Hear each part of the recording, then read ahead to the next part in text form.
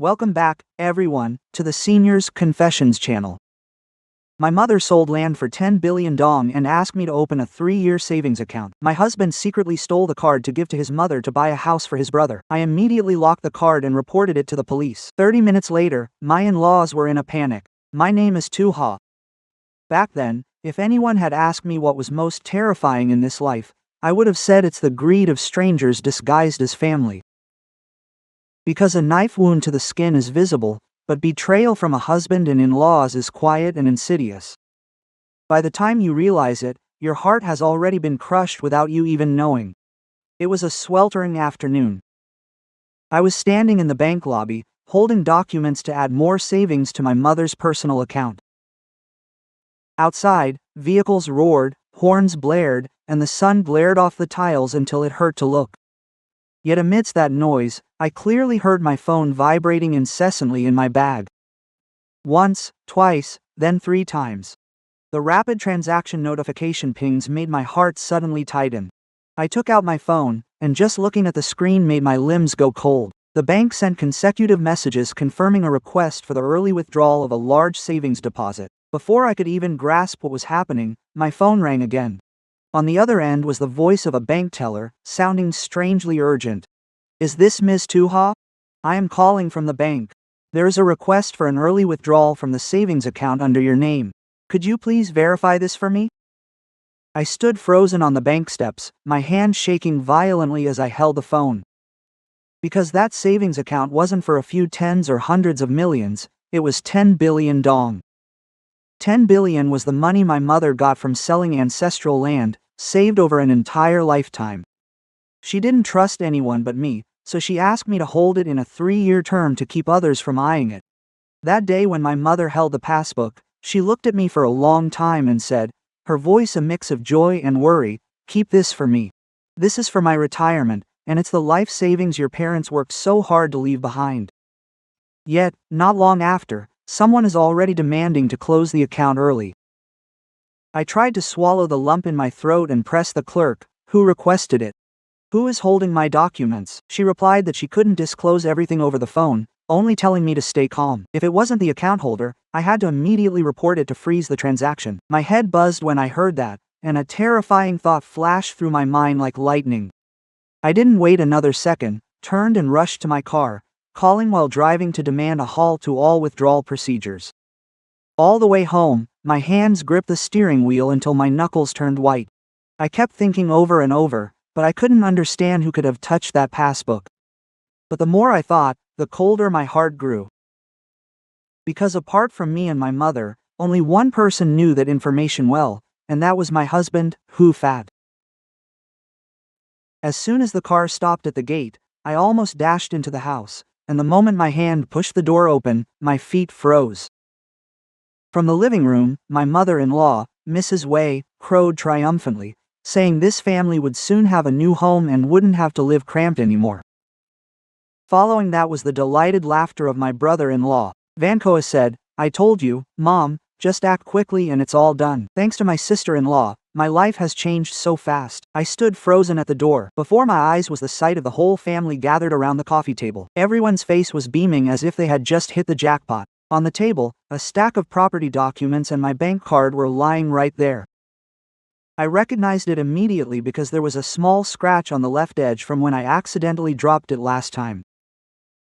At that moment, I understood everything, and no one needed to explain another word. I walked into the house and slammed my bag onto the table. All 3 of them turned to look at me. The smile on Van Koa's face froze. My mother-in-law was startled for a brief moment, but she immediately regained her composed expression. As for Hu Fat, my husband stood with his arms crossed by the sofa, his face as indifferent as if what was happening meant nothing at all. I stared at the card on the table and looked up to ask, my voice trembling with rage, "Who gave you people permission to touch my card?" Van Koa looked away, feeling guilty. My mother-in-law curled her lip. Before she could speak, Hu Fat stepped in. His voice was terrifyingly calm. "I'm just borrowing it for a bit. The family needs it, so we're using it first. There's no reason to make a big deal out of this." It felt as if someone had just splashed a bucket of ice water in my face. Borrowing 10 billion from my mother, yet he spoke as lightly as if he were borrowing a pinch of salt. I clenched my hands until it hurt, trying to keep my voice from breaking. "That is my mother's money. No one has the right to touch it." My mother-in-law let out a mocking laugh, a laugh I had become all too familiar with after years of being her daughter-in-law. "Whatever your mother gives you also belongs to this family. Is this how you act as a daughter-in-law, being so calculating? Your brother-in-law is about to buy a house. The whole family benefits. You should be happy about it instead." I turned to look at her. For the first time in my life, her words sounded truly shameless. I didn't argue, and I didn't cry. Because there are times when anger is so intense that even tears dry up. I quietly took out my phone, opened the banking app, entered my password, and locked the card right in front of all three of them. Only then did Hu Fat's expression change. He took a step forward, frowning. "Tu-ha, what are you doing?" I looked up at each of them, my mother-in-law with her dark expression, my brother-in-law turning pale, and the man I had shared my bed with for years, now standing there like a stranger. Then I said, slowly but firmly, that I had already notified the bank, and if you don't give me a clear answer, I will call the police. The whole room went dead silent. My mother-in-law gasped, as if unable to believe it. Vankoa jumped up, while Hu Fat stared at me blankly. He clearly never thought I would dare to say such a thing. At that moment, I just silently watched them, not expecting that 30 minutes later, those same people who sat before me so triumphantly would be panicking and barely able to stand. Seeing the pale faces of my husband and his family then, I suddenly felt a wave of memories from my first days stepping into this house. There are things that, if viewed in just a single moment, people would think are unexpected. But looking back calmly, I realized that greed doesn't just sprout overnight. It silently grows from all those times you compromise, endure, and tell yourself that you are all family. My name is Tu-ha, and I work as an accountant for a construction materials company. Since I was little, my mother taught me one thing very clearly. No matter how sentimental you are, you must be precise, especially regarding money. Because money is not just paper, it is hard work, trust, and human sweat. So, from the time I started working until I got married, I lived by principles, avoiding waste, debt, and ambiguity. My husband's family was completely different. My mother-in-law, Mrs. Wei, is the type who always speaks of morality and affection while secretly calculating every single cent. My husband, Hu Fat, seemed mature when we first dated, but the longer we lived together, the more I saw his lack of character and how he listened to his mother on everything. And my brother-in-law, Vankoa, goes without saying. He is no longer a child, yet he acts like a spoiled brat, loving luxury and vanity while being lazy and avoiding responsibility. In the early days of marriage, I sincerely wanted to build our life together. I thought that since I chose to be a wife, I should care for his family, at least to ease the pressure on my husband. Back then, my salary was stable, and because I was used to saving, I had a decent amount of money in my hands. Fat had an old debt from a failed business venture before we were married. He did not hide it from me. One evening, he sat on the edge of the bed and said in a low voice that if he couldn't cover that debt, people would come to his office and make a scene. I still remember that day. I stayed silent for a long time before asking, "How much is left?" Fat hesitated, his eyes red as if moved. When I withdrew my savings to help him pay off some of his debt, he held my hand and said, choked up, "I will be grateful to you for the rest of my life." At that time, I honestly didn't think much of it. We were newlyweds. Hearing my husband say that, what woman wouldn't soften? I just said one simple thing. "I'm helping you because I see you as my husband, but from now on, you must be clear with me about everything." My mother-in-law was overjoyed when she found out. She completely changed her attitude toward me. Before that, she used to give me side eyes, criticizing me for being a corporate worker who was probably dry and didn't know how to handle family matters. Yet, ever since I gave Fat money to pay his debts, she started being sweet as sugar. She praised me to everyone she met, saying her daughter-in-law was very capable, knew how to take care of things, and was thoughtful. With a daughter-in-law like her, I can finally rest easy. Hearing those words, I felt warmed as well. As a daughter-in-law, who doesn't hope to be recognized by their spouse's family? But gradually, I realized that Ms. Wei's sweetness was never just simple sweetness. Whenever she lowered her voice, whenever she put on a gentle smile, it was certain that something related to money would follow. At first, they were only very small amounts. One day, she called me over, sounding embarrassed. "The electricity bill is too high this month, and I'm short on money for my medicine. Could you advance me a little?" Another day, it was the metal roof behind the kitchen that was leaking. "It'll be miserable when the rainy season comes. See how much you can help out with." Then one day during my lunch break at work, I received a call from her. I'm feeling a bit dizzy. I probably need to go for a checkup, but Fat hasn't been paid yet. Transfer me a few million. We'll talk about it tonight. I heard her and felt concerned, of course. I also thought, it's an elder in the house. If I can help, I should. But every time I gave money, I was very clear. I'm happy to help, but we need to be transparent about how much and for what, so it's easier for us. I wasn't being disrespectful, nor was I stingy. I just didn't want things to be ambiguous. Yet, that very clarity made Fat unhappy. Once, just after leaving his mother's room, he pulled me aside. Frowning, he said, "You act just like a stranger. My mother asks her daughter-in-law for a little money and you have to question her over and over." I was choked up hearing that. I gently said there's nothing wrong with asking for clarity, honey. I'm helping, I haven't refused yet. But he just snorted, looking very annoyed, as if I had made him lose face in front of his mother. I started to realize something. This family isn't upset because I won't help. They're upset because I help but still keep my principles. They want my money to come easily and effortlessly. No questions, no demands, no reminders. In other words, they want me to be easy. Then came the matter of Van Koa. That day, he ran straight into my room with a long face, complaining that he needed 50 million urgently for work, promising to borrow it for a short time and pay it back right away. Fat also sat by his side, chiming in. Help him out this one time. Men can really be in a tight spot out there sometimes. I looked at Van Koa for a long time. He spoke so sweetly and promised firmly, "Don't worry, sister, I'll pay it back in full within 3 months at the latest." In the end, I gave it to him, but 3 months passed, then 4, then half a year, and no one mentioned it at all. When I finally asked, Van Koa just laughed and said he was struggling, while my mother-in-law dismissed it immediately. Her tone was noticeably harsh. "Are you really going to be that calculating with family? He'll pay when he has it later. Why are you hounding him like a debt collector at the market?" That statement left me stunned. I lent the money properly and clearly stated the deadline. Now that it's time to ask for it back, I become petty and calculating. I didn't argue back, but from that day on, a thorn started to grow in my heart. I realized my husband's family never saw my support as an act of kindness. They saw it as something they were entitled to. Am I a daughter-in-law or a walking wallet? Many times, even I can't tell the difference. Even so, back then, I still tried to keep the peace. I only resisted slightly, just enough to set boundaries for myself, never wanting to make a scene. I always told myself it must be because I'm new to the family and not used to their ways. I thought if I just lived properly and kindly, they would eventually understand. I believed that. I truly believed that as long as I was clear-headed and lived with integrity, everything would turn out fine.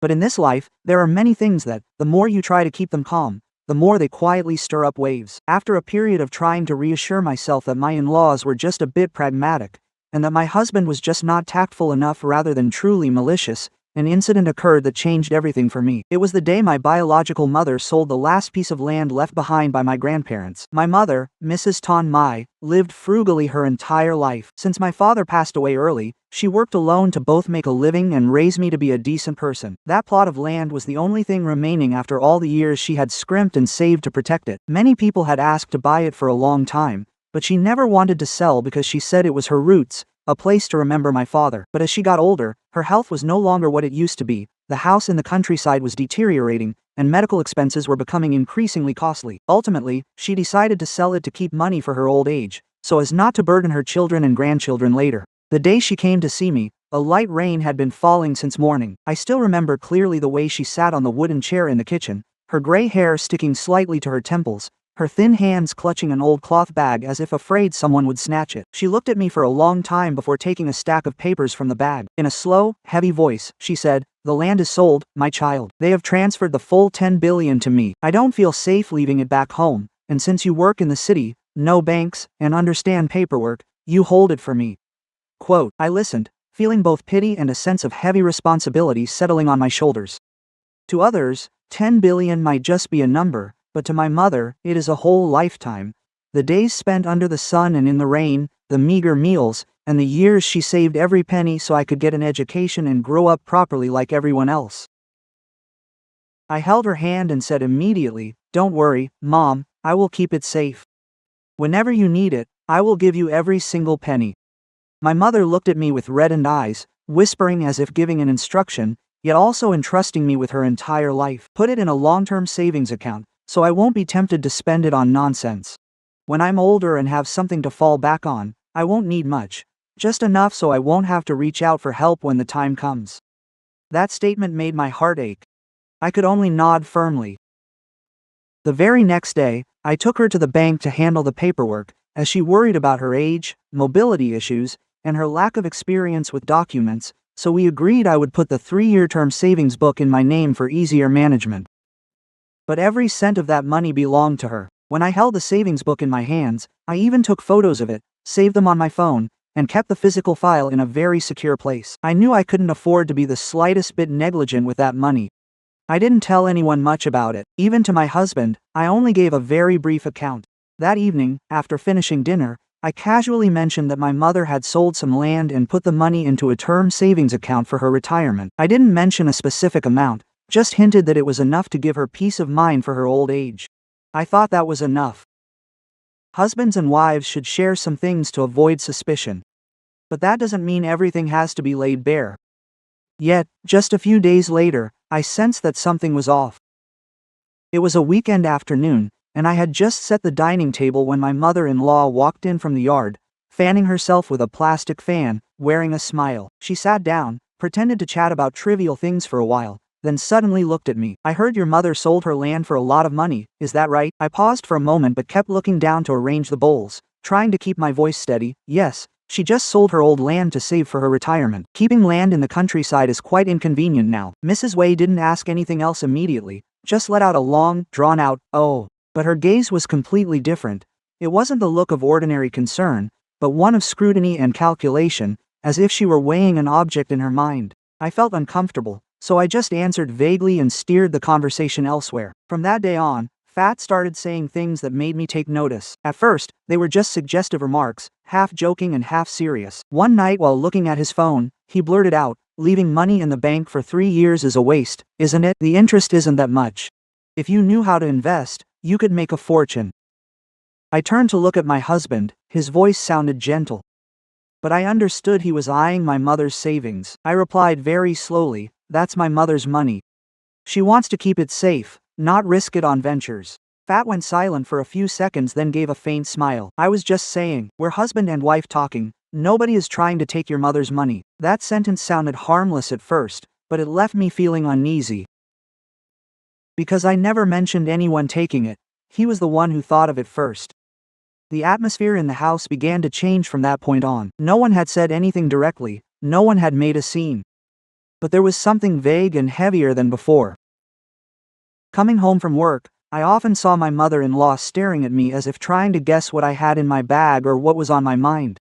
And Fat kept asking more and more random, out-of-the-blue questions. "Which bank did your mother use? What is the term length? Whose name is it under? Can it be closed before maturity?" I gave vague answers to brush it off, not wanting to dig deeper. Until one time I caught my husband secretly checking my phone. That day I was taking a shower when I heard very quiet footsteps in the room. Instinct made me crack the bathroom door open to look out. Fat was sitting on the edge of the bed, holding my phone. He wasn't just scrolling through messages, he had the banking app wide open. I could clearly see the blue light reflecting on his face. His fingers moved quickly as if looking for something. I stepped out, not even having dried my hair, my voice turning cold. "What are you doing with my phone?" Fat was startled, but only for a moment. He put the phone down quickly and shrugged, "Just checking the time." "Why are you so tense?" I walked straight over, picked up the phone to check, and the banking app was still open. At that moment, a feeling of both anger and insecurity welled up inside me. I looked straight at him and said, word by word, "Don't you dare touch this matter." Fat leaned back against the headboard and gave a cold smile. I will always remember that smile because, since the day we got married, it was the first time I saw something so strange and unpleasant in my husband. He said, "Are husband and wife hiding money from each other now?" I stood silently for a few seconds. If it were my own business, I would be ready to explain. But this wasn't my money, it was money my mother had asked me to keep for her. I only replied with one sentence. "It is not my money, and it is certainly not yours." Fat didn't say anything else, but his attitude made one thing clear to me. He wasn't just idly curious like I kept lying to myself to believe. He had an agenda, and that agenda was not honorable at all. That night, I lay next to my husband but couldn't get to sleep. I stared at the dark ceiling, listening to the steady hum of the fan, while a vague sense of unease rose within me. But then, like so many women trying to keep their homes together, I comforted myself. Maybe Fat was just curious, maybe my mother-in-law was just asking, maybe I was overthinking it. I ignored those signs, not knowing that they had begun scheming from very early on. After catching Fat with my phone, a thorn had already been stuck in my heart. But I still tried to live as normally as I could. I didn't want to turn my home into a battlefield just because of a few suspicious glances or veiled remarks. However, the more I endured, the more I felt them pushing boundaries. Around that time, my mother-in-law stopped being subtle. She spoke directly at the dinner table, right in front of my husband and Koa, as if it were an obvious matter that everyone had to agree to. One evening after we finished eating, Mrs. Wei put down her bowl, turned to me, and said calmly, "Why not use your mother's money to buy Koa a house first? A man with a decent house can easily get married and hold his head high in the world. We are all family anyway, what is there to be afraid of?" I was holding a glass of water, and my hand froze midair when I heard that. I looked at her for a few seconds and replied clearly, "That won't work, mother. That is my mother's money for her old age. I have no right to take it for other purposes." As soon as I finished my answer, the atmosphere at the dinner table shifted completely. My mother-in-law leaned back in her chair and gave a cold laugh. It was that unpleasant kind of laugh that older people use when they want to belittle someone. "You really are the type of daughter-in-law who only knows how to hoard wealth for your own family. You've been a daughter-in-law in this house for years, yet everything is always about your mother. When it's your mother, you're generous, but when it's your husband's family, you lock it up tight like a safe." Before I could even reply, Fat cut in with a stern voice. "We're siblings, how can you be so calculating? It's not like we're asking for it. We're just borrowing it to turn things around." I turned to look at my husband, feeling my heart grow colder by the second. I spoke calmly, but every word was firm. "When it comes to siblings, things need to be even clearer. My mother's money is not the shared money of our household." I said that from the very beginning. Van Koa, who was leaning back in his chair, burst out laughing at that. That disrespectful smirk is something I will always remember. He muttered something blunt. "Sister-in-law, what are you hoarding all that money for? You can't take it with you when you go." I looked up and stared straight at him. For the first time, I didn't look away. "You have no right to talk about my mother's money." After that evening, a stifling fog seemed to settle over everything in the house. No one made a scene or raised their voice. But every glance and every word carried a barb. My mother-in-law lamented her fate every day, complaining about how miserable she was to have sons but be unable to rely on a daughter-in-law. She would drop hints in front of the neighbors that outsiders are truly cold-blooded, and Fat's attitude gradually changed completely. He talked to me less, and when he came home from work, he no longer asked how my day was as he used to. Many times, when I walked into the house and saw him and his mother whispering, they would both fall silent. I understood that they were no longer hiding their intentions, but I still couldn't imagine how far they would go. I could only remind myself to be more careful. I changed my phone and bank passwords and tucked my documents away more securely than before. I thought that would be enough. Little did I know that just as I started to guard myself, they shifted to a much more sophisticated method. That day my company was closing the quarterly books, so I worked overtime and didn't get home until nearly 9 p.m.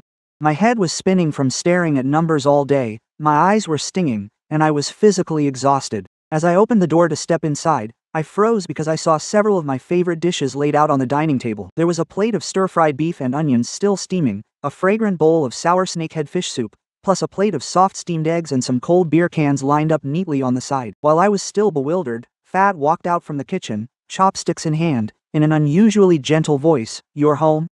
I saw you working so hard today, so I made some food to make it up to you.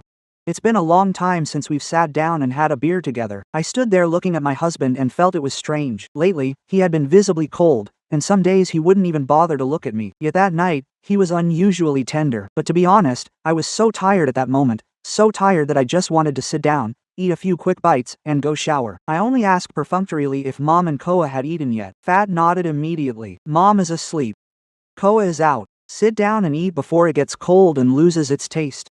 The atmosphere of that dinner was quieter than usual. Fat even proactively poured beer for me, smiling and saying I should drink a little to help with the headache. "I know I've been thoughtless lately, making you worry so much." Hearing that, my heart softened a little. Living together all these years, what woman wouldn't have times when just a few kind words make her want to overlook all her frustrations? I ate a few bites and drank almost the whole first can of beer, and I started to feel lightheaded. Perhaps because I was both hungry and tired, and drinking on an empty stomach, my mind wasn't as sharp as usual. Fat sat opposite me, his voice slow and soft, completely different from other days. He talked about work and home, then suddenly pulled a few sheets of paper from under a stack of files beside him. "Oh, while we're at it, could you help me sign a few papers? I signed up for a family savings plan with the insurance company the other day. They need both our signatures to sync the records. They're just internal documents. I've already read them." I was dazed and didn't look closely. I only frowned and asked, "Why are there so many papers?" Fat laughed it off. "Just formalities, honey. They're giving us a hard time. Just sign a few spots and we're done." I picked up the pen and signed where he showed me, one page, then another. Some pages he even folded the corner, pointing exactly where to sign as if afraid I'd be tired. Reaching the last page, he said in a very natural tone, "They need a thumbprint on this one to be legally secure. Could you press your finger here to help me out?" If I had been alert, I surely would have stopped to ask.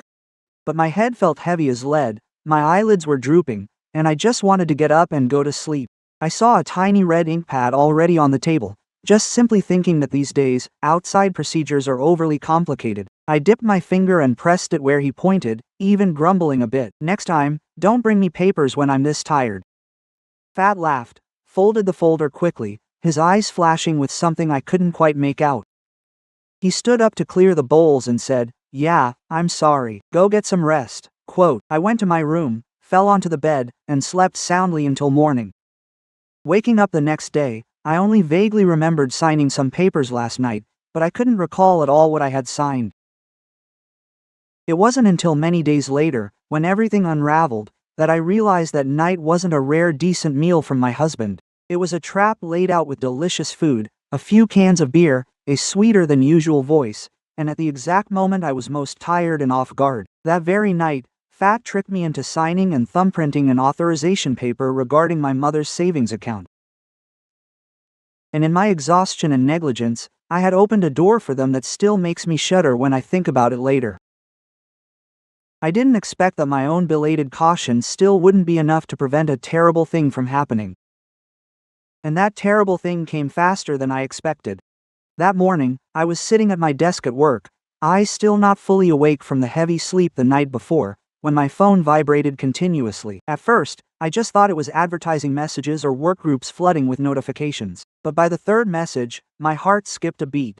On the screen, lines of notifications from the bank appeared clearly, requesting transaction authentication, account closure details, and confirmation for financial actions on a large term deposit. As I read them, a chill ran down my spine. My hands trembled as I opened each message again, just to be sure I wasn't misreading anything. No mistake, all of them were notifications regarding my mother's 10 billion dong savings book. I jumped out of my chair, so fast that my colleague sitting opposite me was startled and asked, "Huh? What's wrong?" Quote, I didn't have time to answer. I grabbed my phone and walked straight to the hallway, calling the bank's hotline as I went. On the other end of the line, after a few verification questions, the staff member lowered her voice carefully. "Yes, there is indeed a request to process an early closure of a deposit account under the name Try. The teller is waiting to complete the final confirmation step." My legs went weak. I gripped the railing, trying to keep my voice steady. "Who is requesting the closure?" I didn't go to the bank, and I didn't authorize anyone. The staff member hesitated for a moment and replied, "The transaction file includes a power of attorney with your signature and fingerprint, so the bank accepted it initially. But because the amount is so large, they still sent a verification message to the registered phone number." The moment I heard the word fingerprint, it felt like someone had struck my head hard. That paper that night, the unusual dinner, the cold cans of beer, my husband's strangely soft voice, the file folder opened in advance, the red ink pad placed next to my hand. All those seemingly unrelated images suddenly clicked together in a cruel way. I felt my whole body go ice cold from my neck down to my feet. So that night, he didn't want to make it up to me. He was setting a trap. I gritted my teeth and spoke rapidly to the bank. "Block the transaction for me immediately. I do not consent to the closure." I repeated, "I do not consent." The staff member immediately told me to stay calm. The bank would pause the processing and record an urgent response from the account holder. But she added one more sentence that made my heart stop. "The person who came for the transaction provided all the necessary documents. The bank card and authorization papers seemed valid, so if I wanted to clarify, I had to go in person as soon as possible." After hanging up, I stood still for a very long time. The breeze from the hallway blew in, yet I felt suffocated, unable to breathe. There was no longer any doubt, it had to be Fat. Only he knew where I kept my documents, knew what I signed that night, and knew which phone number the bank would use for verification. I recalled the look in his eyes as he folded the pile of papers after our meal that day. It was a look that passed very quickly, but thinking back now, I only feel chills. I asked my manager for an urgent leave and rushed straight to the parking lot. All the way home, my head was buzzing as if hundreds of voices were speaking at once. I felt both furious and bitter. I felt humiliated by my own stupidity, working as an accountant for years, reading countless documents, and being so careful with numbers, yet in the end, I was tricked by my own husband into signing a power of attorney. I kept asking myself over and over, why? Why would he dare to do such a thing? Then I immediately had the answer. For money, it was only for money. As soon as the car stopped at the gate, I saw that the front door was wide open. Walking inside, the sight before me made my anger flare up intensely. My mother-in-law, Mrs. Wei, was sitting on the sofa, her face beaming as if she had just hit the jackpot. Vankoa was holding a stack of papers, laughing loudly, while Fat sat next to him with a tense expression but not a hint of remorse. On the table was a house purchase deposit contract, property deeds, and a payment schedule neatly tucked into a file folder. As I stepped fully into the living room, I heard my mother-in-law clearly say, "Just close the deal quickly. Once you have a house, the bride's family will respect you." Who would marry their daughter off to a man without a house? Vankoa smiled brightly. Luckily Fat was quick to calculate, otherwise this place would have fallen into someone else's hands. I stood at the door and stared at them for a few seconds. None of them noticed that I was shaking with rage. Or rather, they noticed, but no longer cared, because in their minds, perhaps my mother's 10 billion was already tucked safely in their pockets. I walked in, my voice hoarse. "Who gave you permission to take my mother's money?" All three of them turned around. My mother-in-law glanced at me, not only unbothered but even gave a smug, cold smirk. "Money in this house is used for this house. What's wrong with that?" Hearing that, the blood rushed to my head, and all my patience evaporated. All my restraint, all my efforts to be a perfect daughter-in-law until now. In that moment, it all vanished. I turned to Fat, looking him straight in the face. "You took my power of attorney, you tricked me into signing it." Fat didn't dodge it anymore. He growled, his expression a mix of annoyance and defiance. "I'm your husband, everything I do is for this family. Don't overreact." I let out a laugh, but it was a laugh that even I found chilling. "For this family, or for your own greed?" Vankoa threw the file onto the table and jumped up. "Don't act like this family is robbing you. At worst, we're just borrowing it first and settling it later." I turned to him. "Borrowing? Does borrowing require tricking me into signing? Quote, borrowing? Does it require sneaking around to close the account behind my back? Quote, you call that borrowing?" My mother-in-law immediately cut in, her voice shrill. "Shut up with that condescending attitude. You're a daughter-in-law here, yet it's always, my mother, my money. When your husband's family needs help, you treat it like boiling water. Quote, how selfish." I looked at her, my eyes burning, yet my voice was unnervingly calm. "Am I selfish, or are you too greedy? That is my mother's retirement fund." Quote, "By what right do you decide for her?" Fat slammed his hand on the table and shouted, "I am your husband, I have the right." As soon as he finished, I cut him off immediately, every word striking like a nail into wood. "No, you have no right to my mother's money." The living room fell silent for a few seconds, then erupted into my mother-in-law's curses, Vankoa's blame, and Fat's shouting. But strangely, amidst the chaos, my mind was clearer than ever. I understood perfectly. If I were to soften my heart today, fearing a scene and still thinking of them as family, not only would these 10 billion be lost, but from now on they would treat me like a fool they could walk all over. I quietly pulled out my phone in front of them, my fingers no longer trembling. I reopened the banking app and went to the emergency contact section. My mother-in-law saw this and froze. Vankoa, feeling guilty, asked loudly, "What are you doing?" I didn't look up, just said one sentence in a low, sharp voice. "If you continue, I will call the police." They looked at me, probably still thinking I was just threatening them like every other time. But at that very moment, I understood one thing clearly.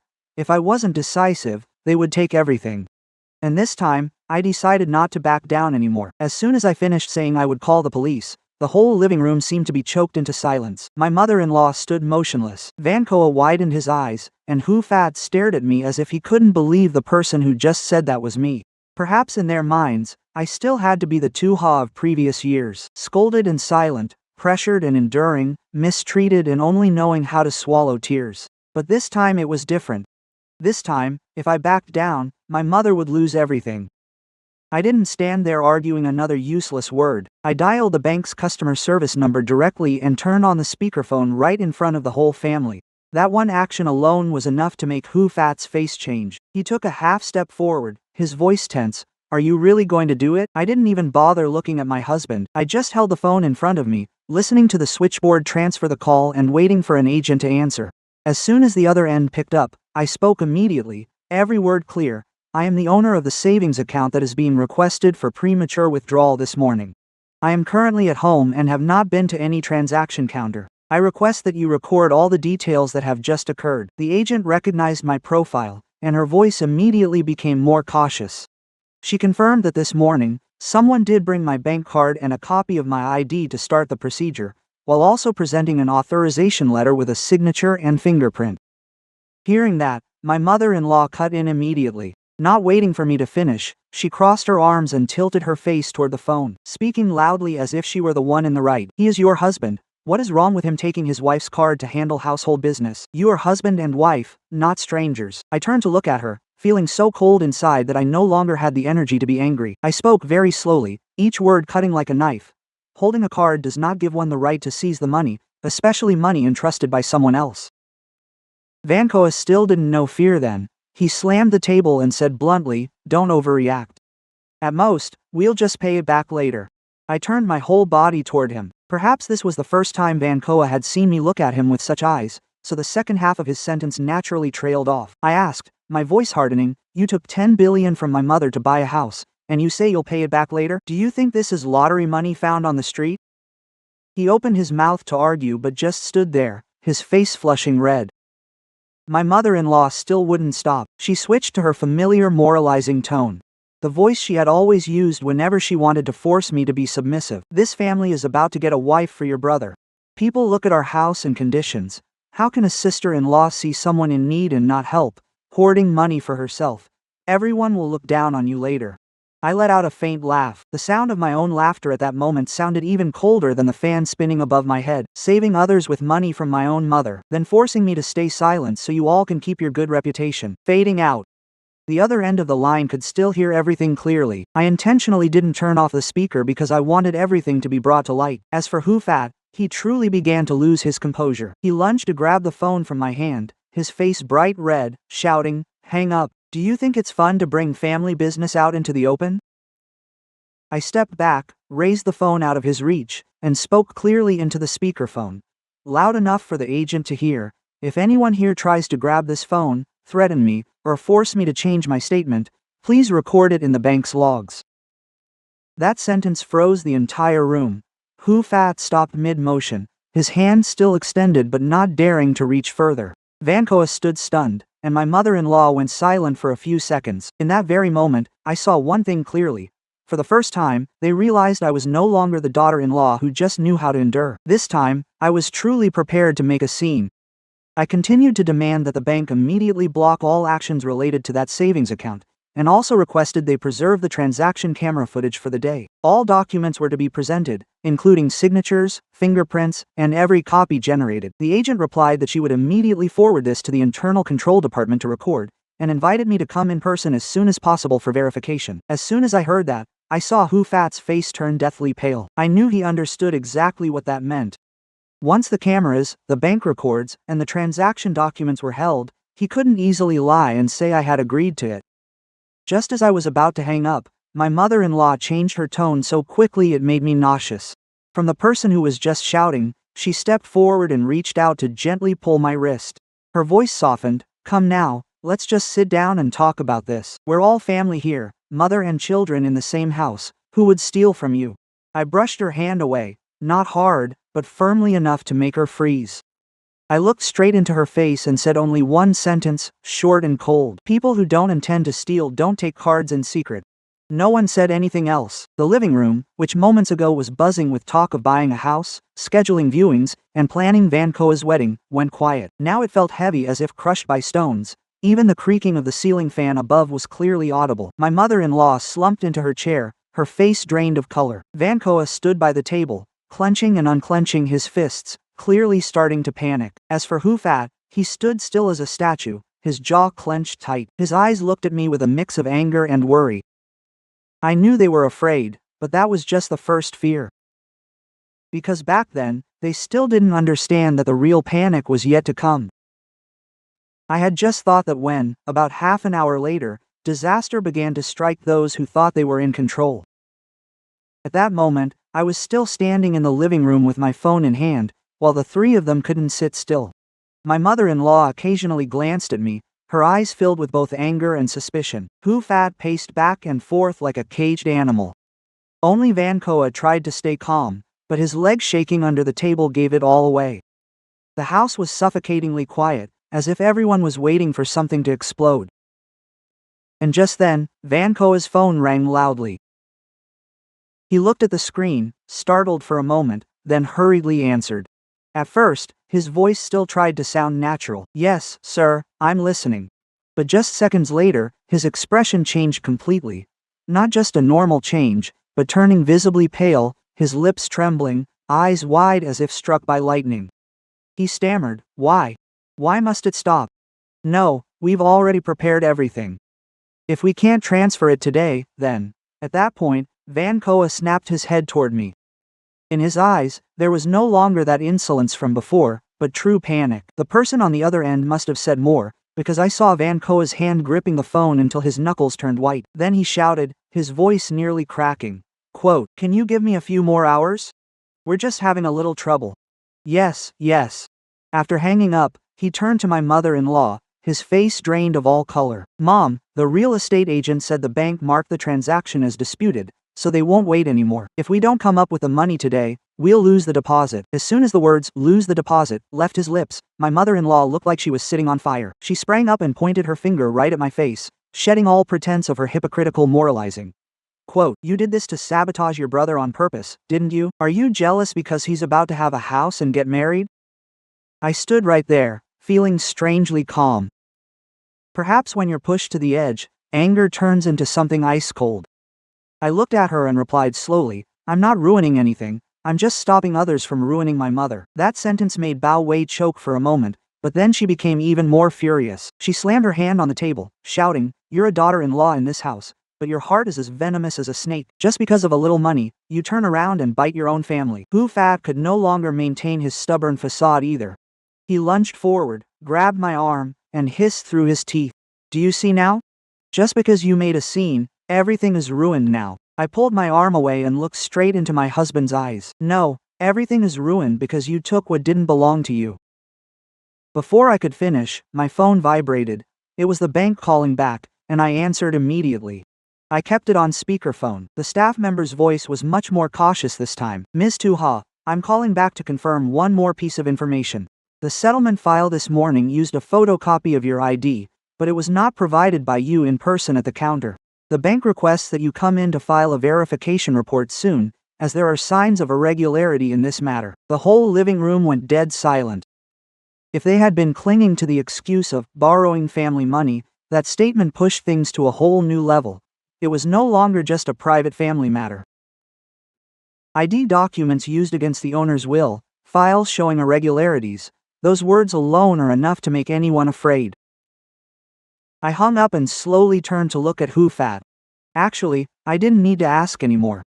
I knew it all, but I still wanted him to hear this from my own lips. Who gave you my documents? Fat opened his mouth, his face twitching as if he wanted to say something but couldn't get it out. Yet, my mother-in-law still tried to argue, stubborn until the very end. She yelled that if a husband takes his wife's documents, there's nothing fake or forged about it. Quote, Don't you go bringing up the law to threaten your own family. I just shuddered as I heard her. Some people go their whole lives without ever learning to distinguish right from wrong, or knowing the limits of their own greed. I looked her straight in the eye, hitting every word home. Without my consent, you used my documents to withdraw money. You've walked yourselves into a trap. Perhaps it was just out of fear. At that exact moment, Vankoa let slip a sentence he never should have. He whipped his head toward his brother, his voice a mix of panic and resentment. "I told you to make sure it was clean. Why did you have to be so hasty?" As the words left his mouth, the whole room fell dead silent. He realized he'd slipped up, his face went pale, and he stepped back, while I felt a deep, chilling cold in my chest. So it was true. This wasn't a spontaneous act or a sudden moment of greed, but a scheme the whole family had plotted out, step by step, roll by roll, together. I quietly opened my phone and played the recording I had secretly started the moment I walked into the house. The voices of my mother-in-law, Van Koa, and Hu Fat discussing the deposit, juggling the money, and closing the deal quickly rang out clearly in the living room. My mother-in-law turned pale, lunged to grab my phone, and shrieked, "Turn it off. Are you trying to trap this whole family?" I yanked my hand back, and for the first time, my voice was sharp and icy. "You're doing something wrong, yet you're afraid of being recorded? Why weren't you afraid when you were stealing my cards and my documents?" This time, Hu Fat didn't shout. Perhaps he realized just how quickly the situation was slipping out of his hands. He just stood there, breathing heavily, and hissed through his teeth. Quote, "What do you want?" I looked at him without blinking. After being his wife for so long, I had never felt as clear-headed as I did at that very moment. I answered each point immediately, without hesitation. 1. Return all of my documents. 2. Go with me to the bank. 3. Confess exactly what you have done. Otherwise, the police will do the talking. No one said another word. And for the first time in this marriage, the one backed into a corner was no longer me. I had just finished speaking when Hu Fat stepped forward. His face at that moment held no resemblance to the husband who had shared my bed for all these years. He yanked my wrist hard, dragged me into the bedroom, and slammed the door shut. The door hit the wall with a hollow, jarring thud. It sounded as if something inside me had shattered along with it. I shook his hand off and stepped back, looking at the man before me with a chilling sense of alienation.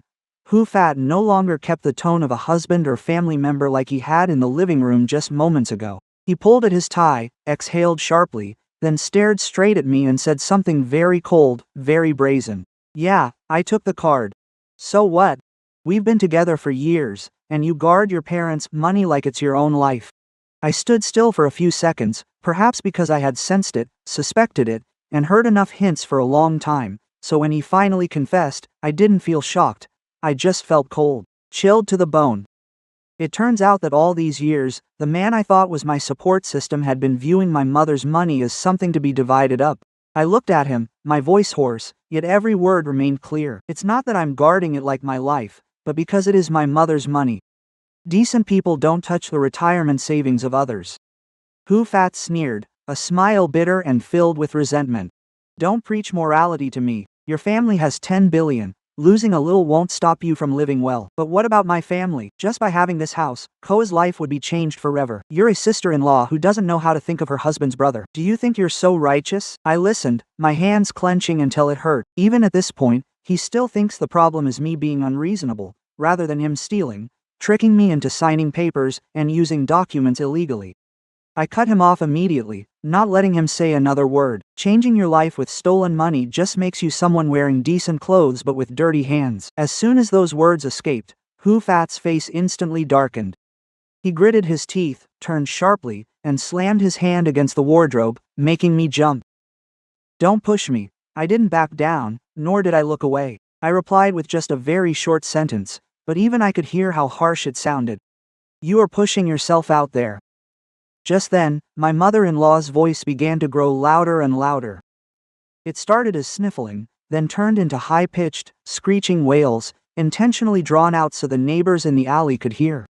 Oh my heavens, what kind of vicious daughter-in-law is this? She has money now, so she looks down on her husband's family. Just because of a house for her brother-in-law, she's threatening to call the police. She's driving my whole family to our deaths. I turned my head toward the door, my heart boiling with rage. I know this tactic of Mrs. Way's all too well. When she can't win with logic, she drags in a crowd, portraying herself as the victim and me as the ungrateful daughter-in-law. She has money, so she puts on airs. I threw the door open and stepped right out. I no longer wanted to stand in that room and listen to my husband continue to spew even filthier words. Outside in the yard, a few people were already gathered at the gate. Some neighbors, the man who runs the grocery store at the end of the alley.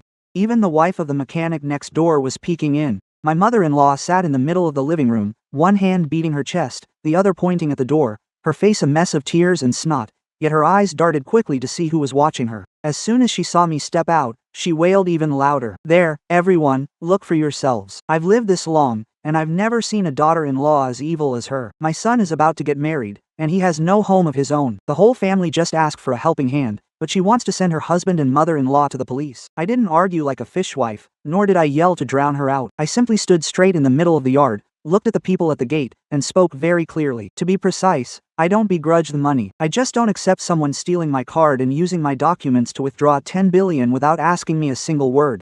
The people at the gate looked at each other immediately. I could clearly see the hesitation on their faces, because the story I told was completely different from the one my mother-in-law had just fabricated. On one side is asking for help to buy a house, and on the other is stealing a card and using documents to withdraw $10 billion. Just hearing it, one knows which is more serious. Losing her upper hand, my mother-in-law shifted from crying to fury. She pushed herself up, pointing a finger directly at my face, her voice trembling with rage. "What kind of daughter-in-law washes her dirty laundry in public?" I answered immediately, without hesitation. "A family that hides nothing dirty has no reason to fear exposure." That statement was like adding fuel to the fire. Just then, Van Koa rushed out from inside the house. I expected him to keep arguing as before, but no, he ran to the middle of the yard and suddenly dropped to his knees right in front of me. The sound of his knees hitting the tile was so loud that the crowd at the gate jumped. But I only needed to look at his face to know the truth. This wasn't kneeling out of remorse, it was just a new way to apply pressure. Van Koa grabbed my legs, wailing loudly. "Do you want me to die? The other side is waiting for payment. If you block the money now, you're killing me. If I lose this house, I lose the wedding too. My life will be finished." I looked down at him. Outsiders might feel pity, but I saw only one thing clearly. From start to finish, Van Koa never thought he was wrong. He was just afraid of losing his share. I pulled his hands off, looked him straight in the eye, and said something that silenced the entire yard. "The one driving you into a corner isn't me, it's the greed of your entire family." Who stepped out from behind, and seeing his younger brother kneeling at my feet, his expression grew even fiercer. He didn't pull his brother up, nor did he feel any shame, but turned to me, his words hissed through gritted teeth. "Fine, since you want to make a scene, then don't blame me for being heartless." Hearing that, my heart turned ice cold. I knew from this moment on, things would no longer be about a card, a deed, or a house. The people in front of me would not back down easily. And I understood clearly that the fight from here on was not just about saving money for Mom, but about protecting my own honor, maintaining legal footing to prevent them from twisting the truth, and most importantly, ensuring the safety of my child and me in a family that had turned into strangers because of money. But the most terrifying thing wasn't the shouting, the sight of my mother-in-law screaming in the yard, or my brother-in-law kneeling to pressure me. The scariest thing was how quickly the silence followed. After that noisy argument, my husband's family suddenly became unusually calm. My mother-in-law stopped wailing. Van Koa stopped kneeling and making a scene. And Fat, the man who just stood before me, gritting his teeth as he said, "Don't blame me for being heartless." A moment later, he fell completely silent, his face as cold as if nothing had happened. That kind of silence didn't bring me relief. Instead, it made my scalp numb. Because when greedy people suddenly turn gentle, or furious people suddenly show restraint, it's rarely because they've come to their senses, but because they're plotting something even dirtier. That evening, dinner in the house passed quickly and coldly. No one brought up the bank or the savings book, and no one spoke another word to me. My mother-in-law even took the initiative to say, "All right, everyone rest if you're tired, we'll deal with things tomorrow." The words sounded like an attempt to cool things down, but that very feigned calmness made my heart sink. Mrs. Wei has never been the type to stay quiet when she hasn't gotten what she wants. I pretended to be exhausted after such an overwhelming day, quietly went into my room, changed clothes, and lay down on the bed. But I didn't sleep. I pulled the blanket up to my chest, turned off the light, and left the door ajar just a crack. Through that crack, I could see the dim hallway and hear faint voices from the living room. Sure enough, less than 10 minutes later, I heard my mother-in-law's slippers dragging across the tile floor. Then came her voice, lowered, no longer shrill like in the afternoon, but cold and biting.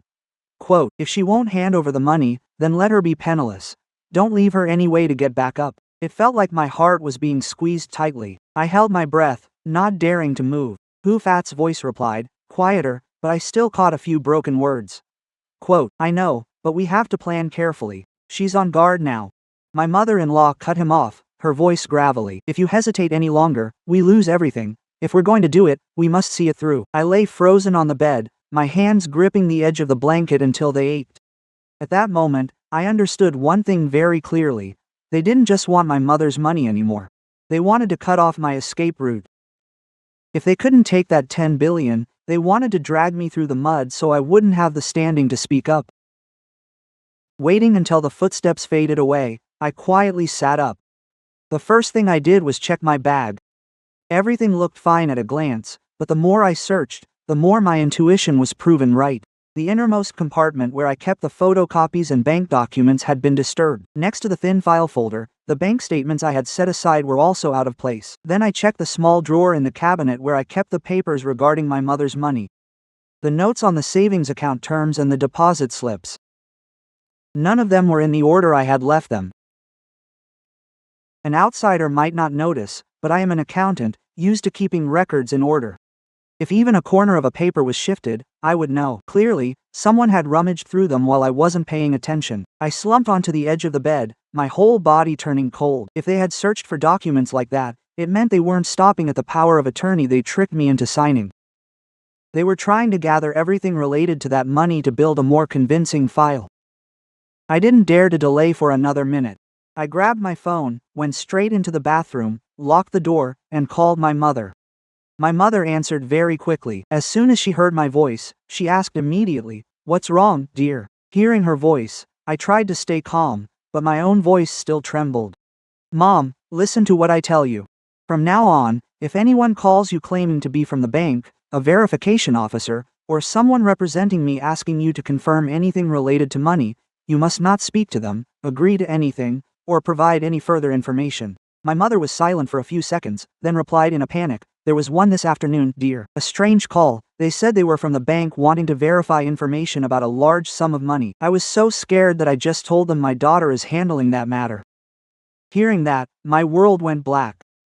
Just as I thought, my husband's family hasn't stopped. They've started reaching out to my mother to add another layer of legitimacy. I lowered my voice and spoke to my mother, carefully choosing every word. She must only answer calls from me, meet no one, and sign nothing. Without mentioning the money, my mother on the other end of the line was clearly trembling. She didn't ask much, just said, "Be careful, dear. Hearing this makes me so afraid." After hanging up, I immediately messaged an old college friend who now works in the transaction control department at another bank. I didn't go into a long story, just asked a very brief question. If someone has copies of documents, sample signatures, and power of attorney, and tries to delay verification, can they turn a fraudulent transaction into one authorized by the account holder? Not even a few minutes later, my friend called back, voice urgent. "It's possible. If they gather enough pieces and set them up in the right order, they can force you into a position where it looks like you volunteered and then changed your mind. Worse, you could even be branded as untrustworthy, or they could claim an internal agreement was made only to turn around and accuse you." I broke out in a cold sweat. The danger now wasn't just losing money, but being twisted into the one who is wrong. If they stay one step ahead, fake one step, and fabricate another, I won't just lose my mother's 10 billion, but my own reputation as well. That night, I didn't sleep. I sat in the dark, reopening every message, every call, and every photo on my phone to piece together the entire sequence of events. And then, I discovered a detail that left me stunned. 3 days ago, when I took my mother to the hospital for a follow-up, I left my handbag on a chair in the hallway while I went into the room to help her change. Who Fat was there that day too. I remember clearly that when I returned, he was holding his phone as if he had just taken a picture of something and was quickly putting it away. At the time, I didn't pay any attention to it. Now, reopening the synced photo folder on our family devices, I suddenly realized it's very likely he secretly took a photo of the savings book cover that day. Thinking of this, I suddenly remembered the mini camera in the living room that Who Fat had installed, claiming it was to watch the house while we were away. I never paid any attention to it normally. But suddenly, a thought flashed through my mind. If that camera still had the data saved, it might have recorded not just them going through my things, but also what they said and did behind my back. I sat bolt upright, my heart pounding rapidly. By now, I realized I couldn't walk into the bank the next morning alone, and I definitely couldn't say another word to my in-laws. I had to prepare. And this time, I would strike back in a way they wouldn't expect. The next morning, I woke up having barely slept, my head feeling heavy as stone, but my mind was strangely clear. Perhaps because after a night of tracing every detail and clue, I understood clearly that I had no way back. Being one step slow meant letting them get ahead. Not only would my mother's 10 billion be gone, but I could also be framed as the one in the wrong. So, when I stepped out of the room, I didn't reveal a thing. I calmly sat down at the dining table like someone who had endured a tiring night and was too exhausted to argue. My mother-in-law kept glancing at me, while Hu Fat sat opposite, his face cold but his eyes probing, as if measuring how much fight I had left. I picked up my bowl of porridge, stirred it slightly, and spoke in a lowered voice, intentionally making it sound softer than usual. All right, I don't want to make a scene anymore. Let me think about it more. As soon as those words left my mouth, I clearly saw their expressions change immediately. My mother-in-law couldn't hide a fleeting look of relief, and Hu Fat sat up straight, lips pressed thin, but his face was no longer as tense as last night. I knew I had guessed correctly. They thought I had backed down, thinking I was starting to fear the rumors, fear losing my husband, and fear the drama. And when people think they have won, they usually let their guard down. Sure enough, less than half an hour later, Hu Fat brought a glass of warm water into my room. That was a very rare occurrence. Ever since everything came to light, he hadn't softened his tone once, yet that morning he stood at the door, knocked twice, and walked in as if nothing had happened. He set the glass of water on the table, his voice low, "Drink it, we're husband and wife after all, don't let outsiders laugh at us." I sat on the edge of the bed, reached out to take the glass, but didn't drink. I just watched the thin layer of steam rising, then looked up at the man in front of me. At that moment, only one thought filled my mind.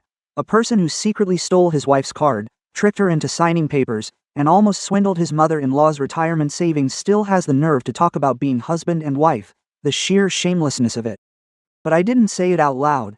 I just nodded slightly, pretending to be tired, and set the glass aside. Hu Fat saw that I wasn't reacting aggressively as usual, so he felt even more at ease. He stood there for a moment longer, said a few hypocritical things, and then walked out. I waited until his footsteps were far away before jumping up. The first thing I did was take Hu Fat's old phone from the drawer under my vanity. He had replaced that device months ago, and thinking it was useless, he hadn't paid any attention to it since. But I remembered clearly that he had previously installed the home security camera app on both his new and old phones. If the old one hadn't been logged out, there was a high chance I could still access the temporary data. I turned the phone on, my heart pounding in my chest. His old password was still his mother's date of birth. A type of man who listens to his mother his whole life. He couldn't even change his habit of picking a password. The phone unlocked, I searched for the camera app, and just as I guessed, the account was still logged in. When I clicked on the playback section, my hands trembled as the screen displayed clips from the living room. I fast-forwarded to the night before the transaction, and after just a few seconds, my heart sank to the bottom of my chest. In the frame, it was very clear. My mother-in-law was standing in the hallway keeping watch, while Hu Fat was hunched over, rummaging through my bag on the sofa. He took out my bank card, flipped through every document in my wallet, and quickly used his phone to take photos. Then Vankoa walked in from outside, leaned in to look, and received those photos on his phone. I felt as if the blood in my veins had frozen solid. Every doubt I had over the past few days suddenly pulled back the curtain to a naked truth.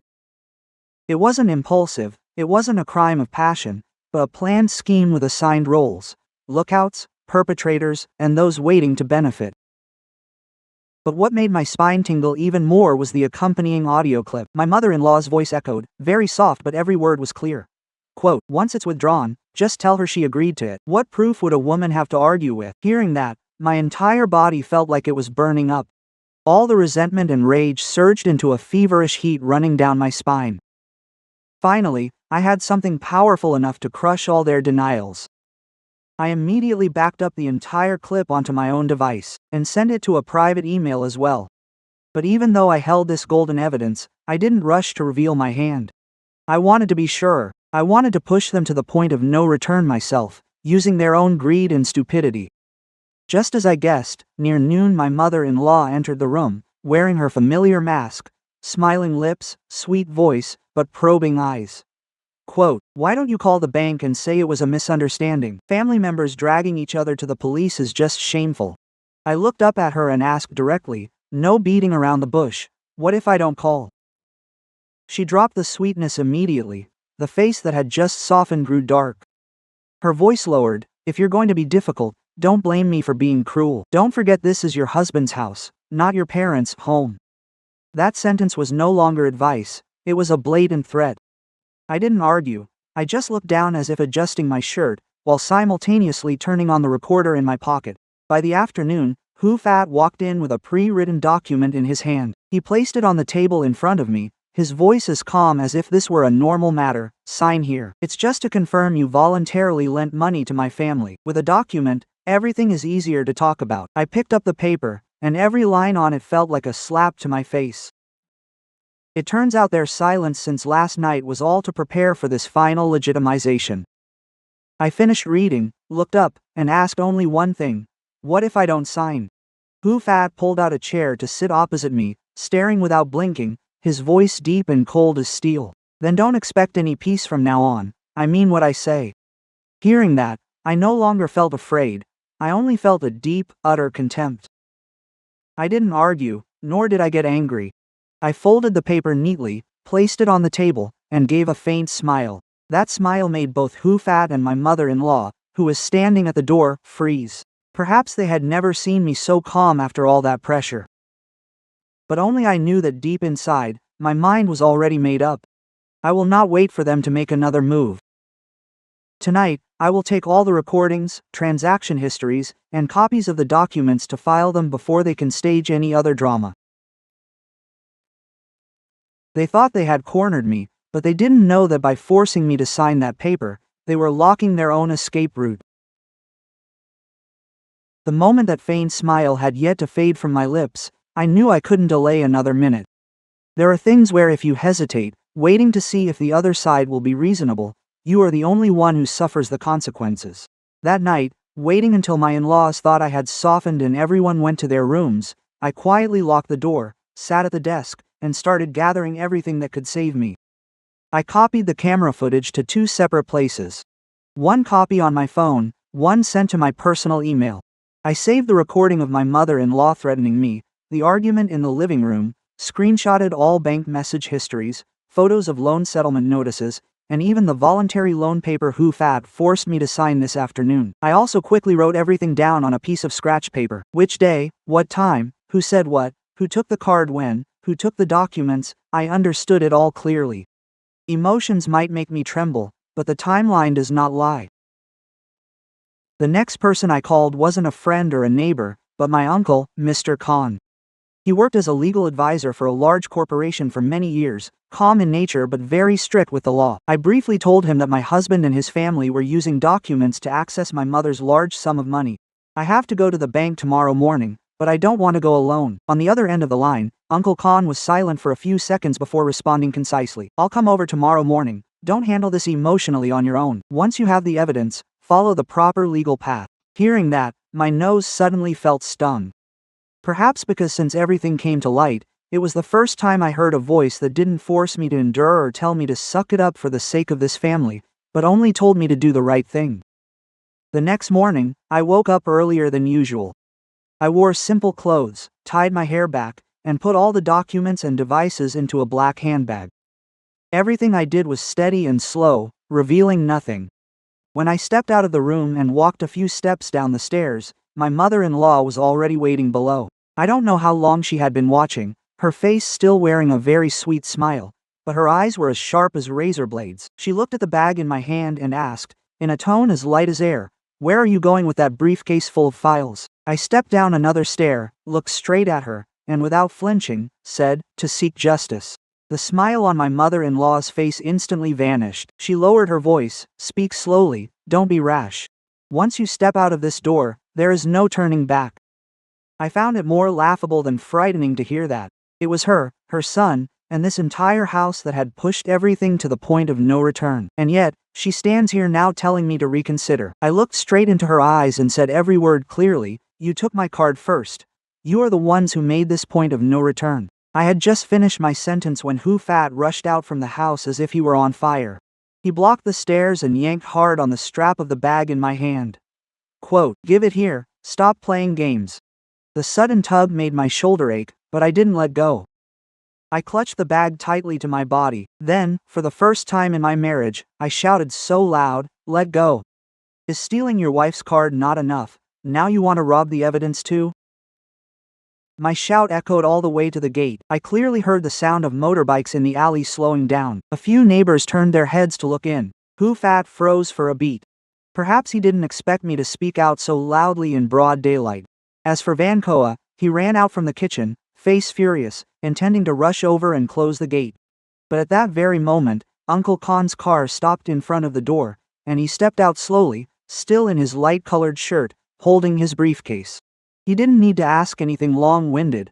Just seeing Hu Fat holding my bag strap was enough to understand. He walked straight into the yard, stood in front of me, and said one very cold, very short sentence. "Who touches my niece again? I will call the police right here." My husband's entire family stood stunned. I clearly saw a flash of confusion cross my mother-in-law's and Hu Fat's faces. Perhaps for the first time, they realized I was no longer alone, and more importantly, I was no longer afraid of the so-called scandal like before. On the way, Uncle Khan didn't offer a single word of comfort. He just opened his briefcase and told me to give him all the evidence so he could organize it. He checked every file and every photo very carefully, then spoke in a steady but firm voice. "When we go in, do not talk about your emotions, just state the facts. Who took the card and when? Who tricked you into signing at what time, and who threatened you? The clearer the statement, the better it is for us." I sat listening, feeling a lump in my throat, yet feeling my heart slowly calm down. It is true that there are times you don't need anyone's pity, you just need someone more rational than you standing by your side. Arriving at the bank, the internal audit team was already waiting. After verifying the information, they invited me into a private room. The officer looked straight at me and said very clearly, "We have extracted footage from the transaction counter camera yesterday morning. The person who came to handle the procedure was indeed your husband accompanied by an older woman." The computer monitor was turned toward me. I stared at it, my wrists turning ice cold. In the frame, Hu Fat sat right at the counter next to my mother-in-law. Their faces were so clear, there was no way to deny a single thing. But what left me completely stunned was the transaction file laid out right in front of me. The bank teller pointed to the withdrawal request form and said softly, "Could you please check this signature for us?" I looked down. It was my name, but it wasn't my signature. It was shaky, scribbled, trying to imitate my handwriting but missing the flow entirely. I've been an accountant for years. I look at signatures more closely than people's faces. In just a second, I knew for sure they hadn't just stolen the card. They had prepared an escape route by forging my signature. The bank representative sighed and said something I still remember clearly. "This case has gone beyond a normal family dispute." I sat there looking at the photo on the screen and the forged signature on the paper, feeling my heart grow colder by the minute. If I hadn't reacted in time yesterday, if the bank didn't have that final verification step, and if I had stayed soft-hearted as before, my mother would have lost everything by now, and I might have been framed as the one who did it voluntarily. At that very moment, I understood clearly that from here on, things would no longer be kept behind closed doors. This is a case that could make my husband's entire family pay a real price. Leaving the bank, Khan and I headed straight to the local police station to report it and file a formal statement. All along the way, my phone kept vibrating as if it were possessed. The screen lit up and turned off. Lit up and turned off. They were all names of people who, just yesterday, were sitting in my house plotting to take all of my mother's money. My mother-in-law called once, then twice, then so many times I didn't even bother counting anymore. Hu Fat sent several messages in a row, each one harsher than the last. "Come home right now. You are ruining this whole family. Don't make me lose all face." And finally, the message that made me let out a cold laugh right there in the street. "Do you really want to send your husband to jail?" I didn't reply to a single word. I knew the quieter I stayed, the more panicked they would become, and when people panic, they reveal their true faces. At the police station, Khan sat next to me without saying much, only occasionally reminding me to stick to the timeline. I explained everything from my mother sending the money, to Hu Fat tricking me into signing and pressing my thumbprint that night. Then the next morning when the bank sent a verification message, followed by the threats inside the house, the duty officer listened very carefully, taking down every point, occasionally looking up to ask about a detail or two to confirm the timeline. The more I spoke, the clearer it became that this was no longer just a vague nightmare. It had become a file, a reality backed by documents, testimonies, and witnesses. In the early afternoon, the police invited Hufat and my mother-in-law, Mrs. Wei, into the office for a confrontation. I sat on the inner bench with my hand on my bag of documents, feeling much calmer. But when I saw the three of them walk in, I still felt a sharp pang in my chest. Not out of pity, but contempt. Contempt for how they were still trying to act even at this point. The first person to enter was my mother-in-law. No sooner had she sat down than she began to sob. Her voice choked as if she were the victim. My family is being pressured by our daughter-in-law, officers. She got rich, got money, and now looks down on her husband's family. It was just a misunderstanding at home, yet she fabricated a story to harm her husband. She even reached up to dab the corners of her eyes. I have seen those fake tears so many times whenever she wanted others to take her side.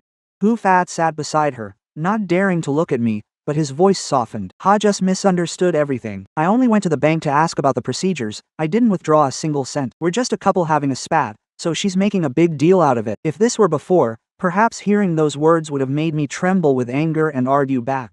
But after a sleepless night and the journey from the bank to here, I clearly understood that in places like this, the loudest voice doesn't necessarily win. The one with evidence is the one who prevails. I didn't argue. I just opened my laptop, turned the screen toward the officer, and pressed play on the clip backed up from the living room camera. The room, filled with the steady hum of the ceiling fan and the scratching of pens on paper, suddenly fell silent as the images in the clip became clear.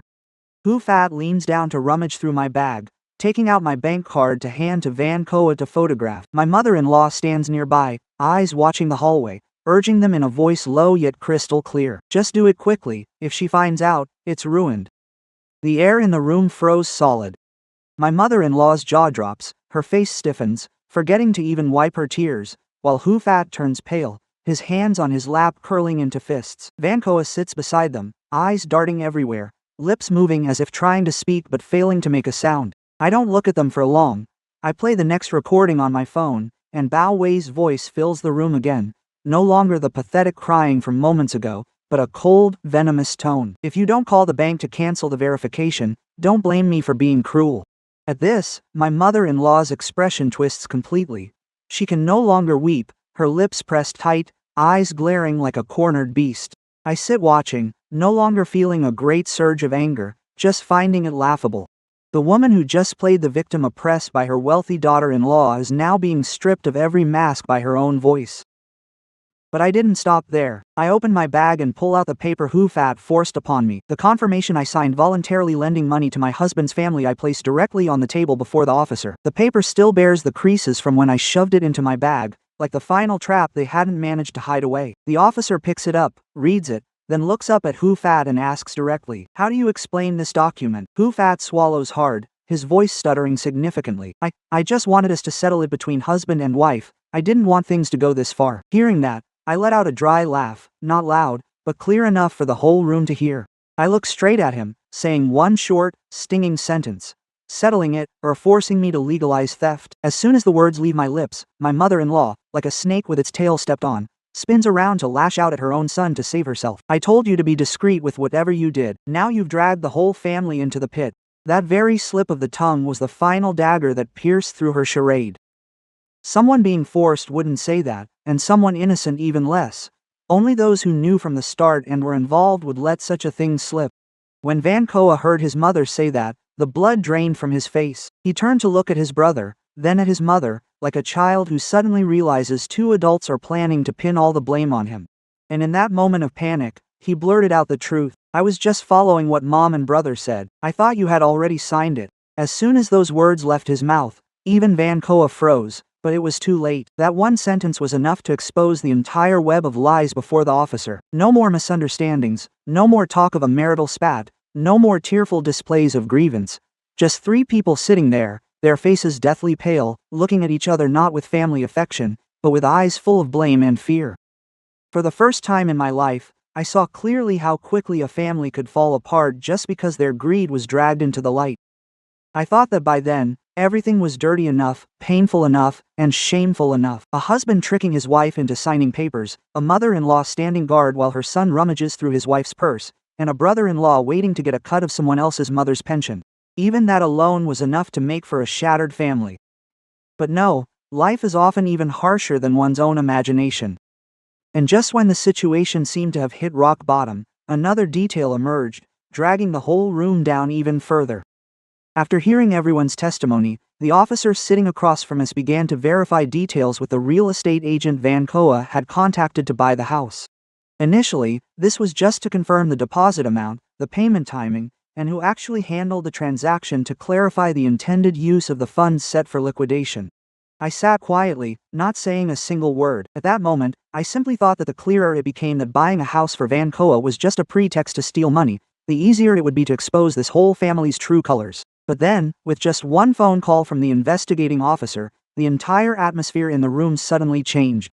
The official took notes while listening, his eyebrows furrowing deeper by the second. He asked several times to be sure, having him repeat the name of the person intended to hold the deed to this house. Then he looked up at my husband's family, his gaze noticeably sharpening.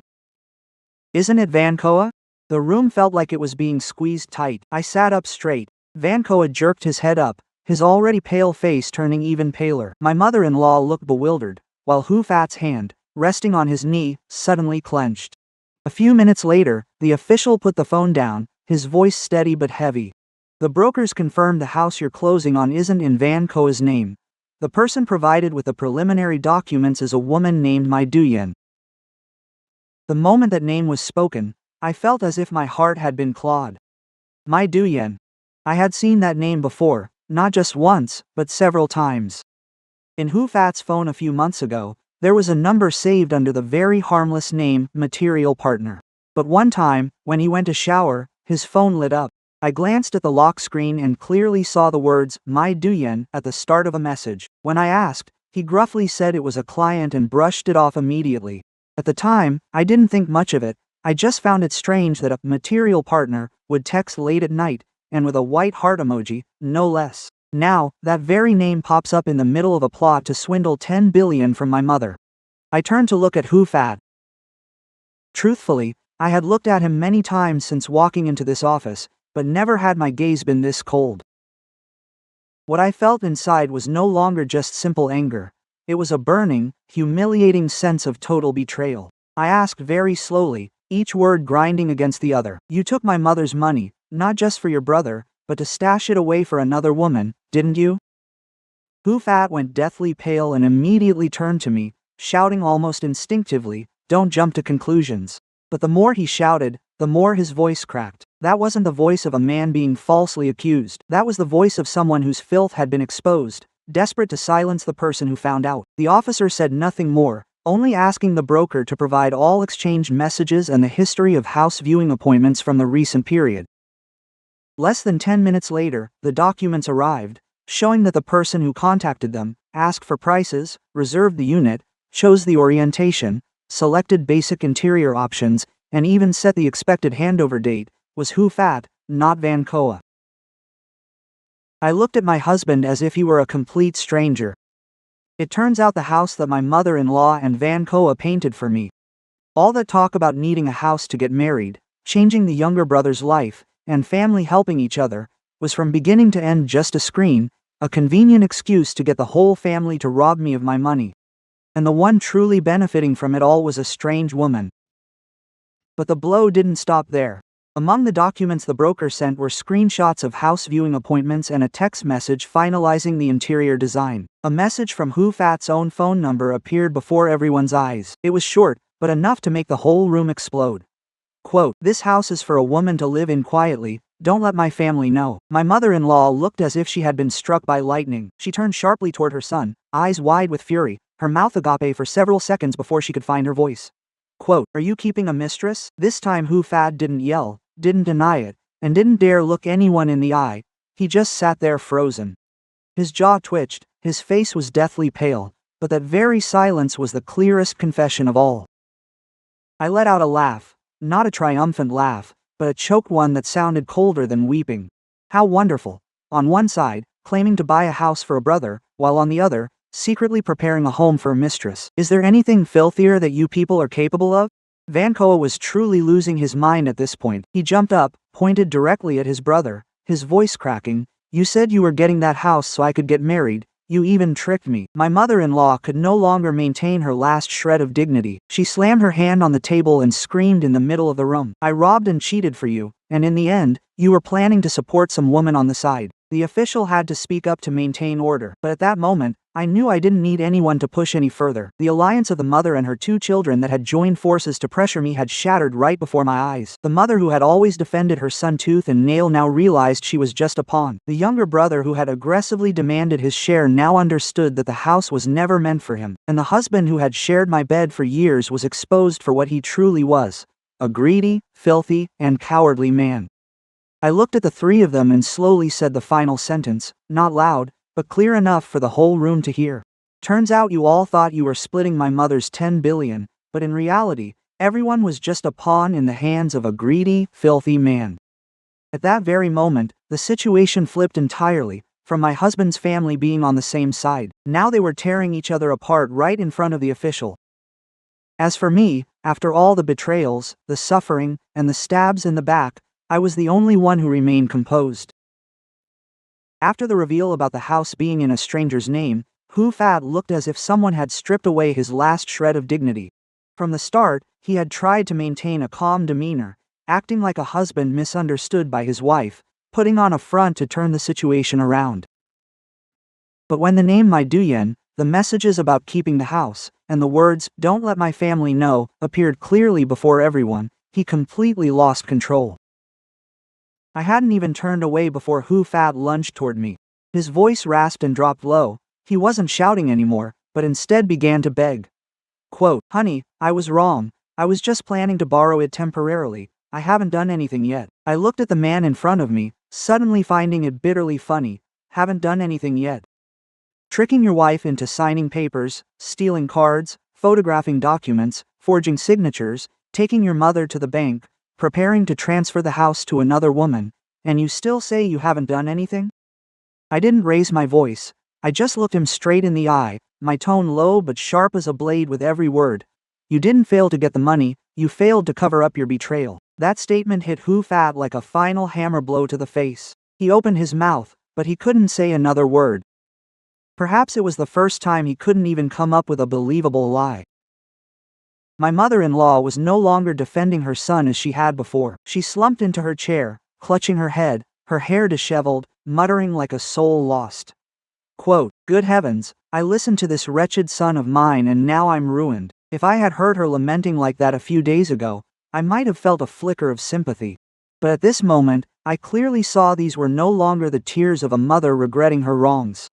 These were the tears of someone who realized they had helped their child rob others only to be swindled themselves.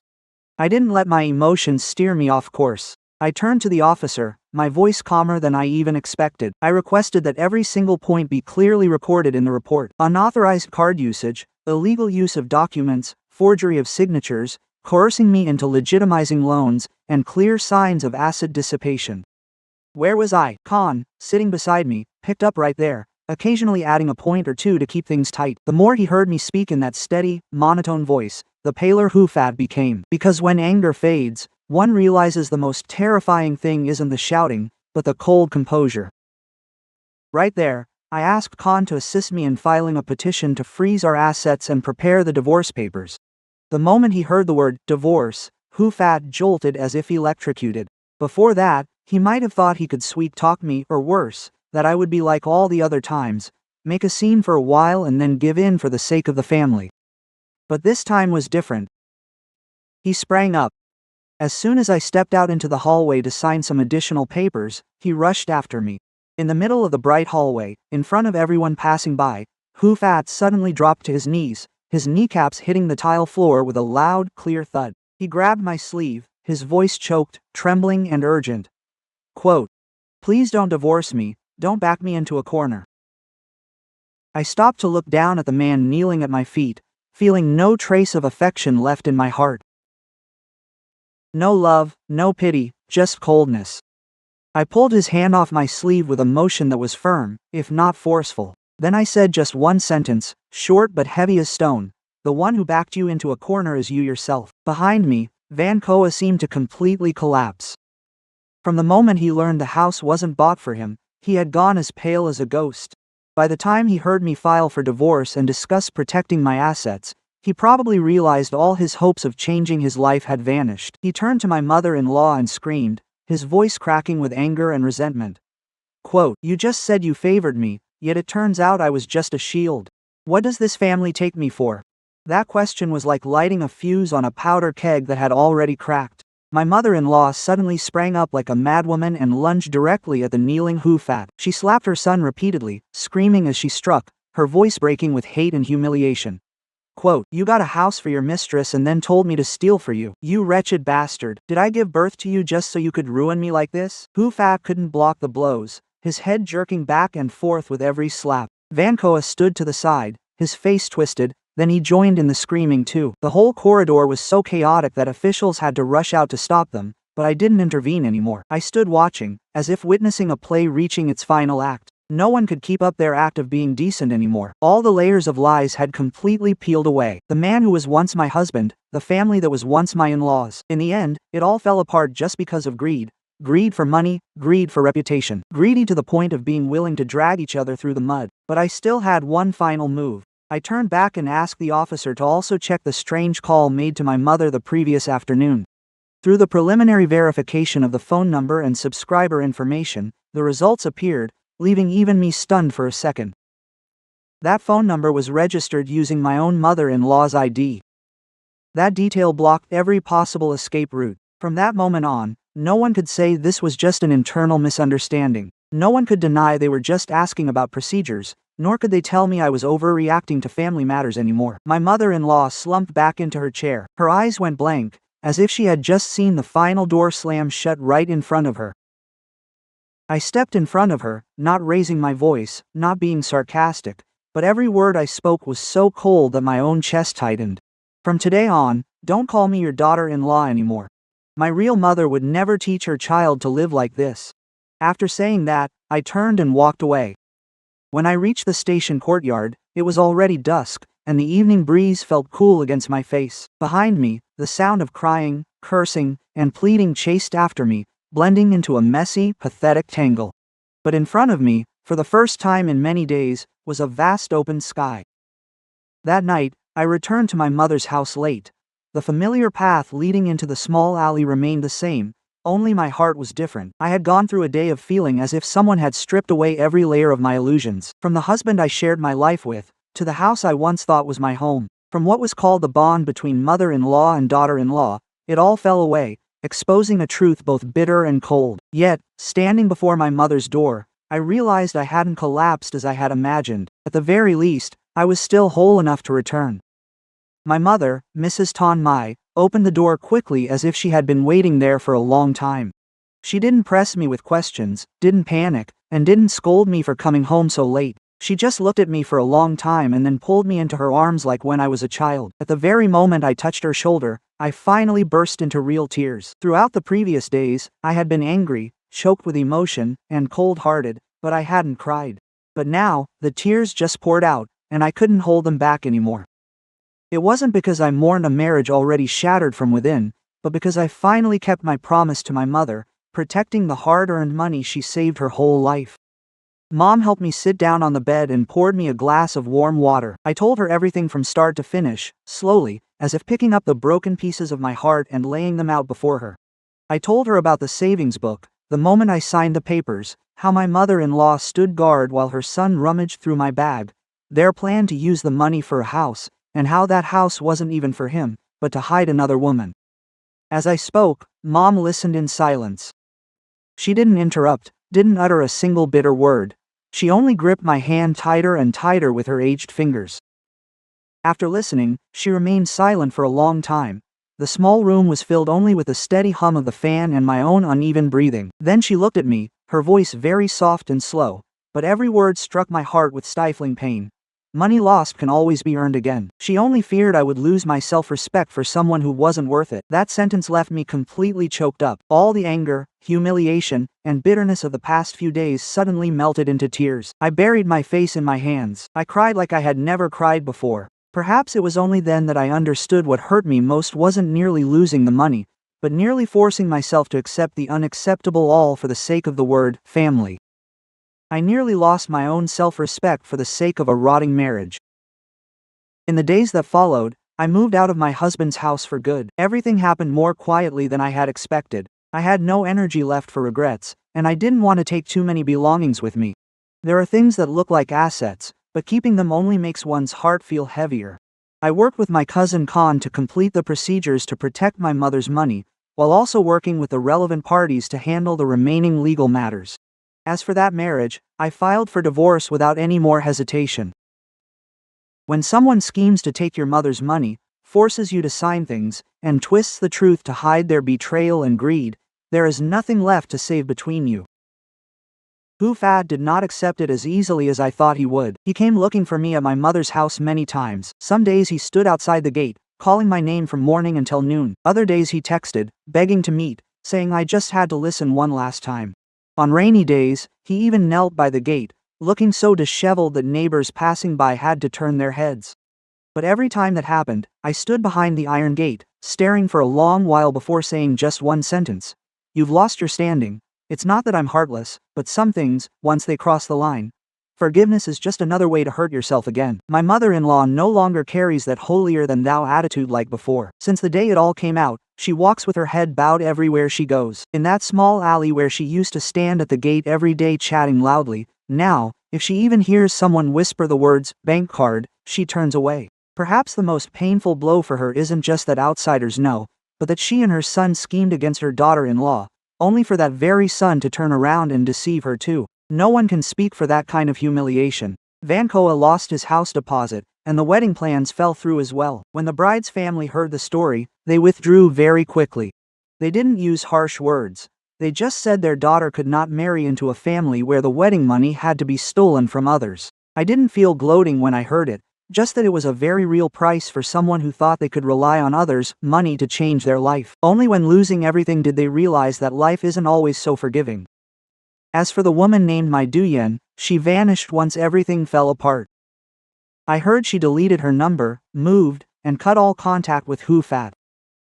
In the end, for a woman who accepts living in a house bought with money swindled from someone's wife and mother-in-law, it is understandable that she left when it all collapsed. In just a few short days, Hufat lost his money, his mistress, his family, and his dignity. Everything he thought was a clever scheme ended up backfiring on him. But if you ask me if I feel like I won after everything, honestly, I don't. I don't feel like a winner. I just feel awake, awakened from a long dream that patience would be appreciated and kindness would be returned with kindness. Looking back at that marriage, I finally understand. Many people don't betray you in a single day. They encroach little by little. Today they borrow a small amount, tomorrow they treat your money as theirs, and the next day they view your kindness as an obligation. By the time you realize it, the line has long been crossed. After that, I used part of the interest from my savings to renovate the old house so my mother could be more comfortable. The porch was rebuilt, the damp floors were retiled, and the small kitchen became much brighter than before. My mother kept grumbling that I was wasting money, but whenever I see her sitting on the new porch enjoying the morning sun with a relaxed look, I realize what I saved wasn't just money. It was peace of mind. As for me, I started a new, slower-paced life. I still go to work, come home to my mother, and live ordinary days just like any other woman. I'm in no rush to love or hate anyone. Some wounds don't need to be told forever, nor held onto forever. Just get past them and one day your heart will find its own peace. After that, I understood that being a daughter-in-law is not as scary as marrying into a family that exploits your kindness. And women can be sentimental and patient, but they must have boundaries. Because once you let go of your limits, others will not hesitate to cross them. My mother's 10 billion remains intact, but the most precious thing I kept after that ordeal was not the money, but my own clarity of mind.